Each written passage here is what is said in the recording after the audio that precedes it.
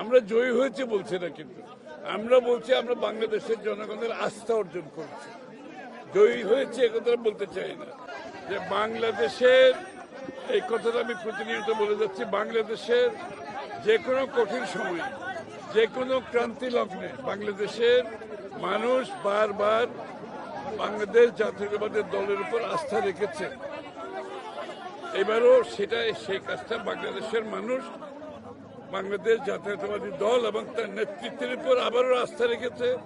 বিগত দিনও ক্রান্তি লগ্নে কঠিন সময়ে যখনই আসছে সেটা বিএনপির উপর আস্থা রেখেছে। এবারও তারা তাই করেছে, কারণ তারা জানে একমাত্র বিএনপির মাধ্যমে যে কঠিন সময় থেকে আমাদের উত্তরণ ঘটাতে হলে বিএনপির মাধ্যমে সেটা করতে হবে, বিএনপির নেতৃত্বের মাধ্যমে সেটা করতে হবে। এবং বিএনপির নেতৃত্ব তারেক রহমান সাহেব উনি যে পরিকল্পনার কথা বলেছেন, যে প্ল্যানের কথা বলেছেন, এটা বাংলাদেশের জনগণ এটার উপর আস্থা রেখেছে।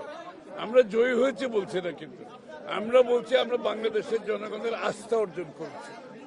জয়ী হয়েছে একথা বলতে চাই না, বাংলাদেশের জনগণের আস্থা অর্জন করেছে। আস্থাটা রাখতে হবে, এটা অনেক বিশাল কাজ। আপনারা সবাই দোয়া করবেন। ভাই, একটা বিষয়, সংসদে যারা বিরোধী দল হবে, আমরা দেখি অন্যান্য সময় বিরোধী দল সরকারি দলের বিরুদ্ধে নানান ধরনের কর্মকাণ্ড করে, এইবারে আপনারা বিরোধী দলের মধ্যে আপনার আহ্বান কি থাকবে যারা হবে?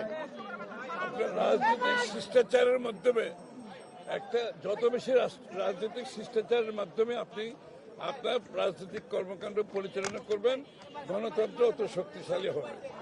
এবং আমরা যে গণতন্ত্র বাংলাদেশের মানুষের রাজনৈতিক সাংবিধানিক গণতান্ত্রিক অধিকারের কথা বলছি, সেটা রাজনৈতিক শিষ্টাচার অত্যন্ত গুরুত্বপূর্ণ। সেটার ক্ষেত্রে সেটা সংসদের ভিতরে হোক আর বাইরে হোক। প্রতিবেশী দেশ সহ অন্যান্য দেশের সঙ্গে বিএনপির আগামী সম্পর্কটা কেমন হবে? এটা বিগত দিনে সবসময় ছিল বিএনপির। আমরা কোনো কান্ট্রি সেন্ট্রিক, কোনো দেশ কেন্দ্রিক আমাদের কোনো পররাষ্ট্রনীতি নাই। আমাদের পররাষ্ট্রনীতি সব দেশের সাথে, বাংলাদেশের মানুষের সাথে, বাংলাদেশের সাথে, এবং কোনো কান্ট্রি সেন্ট্রিক, কোনো দেশ কেন্দ্রিক আমাদের কোনো পররাষ্ট্রনীতি নাই।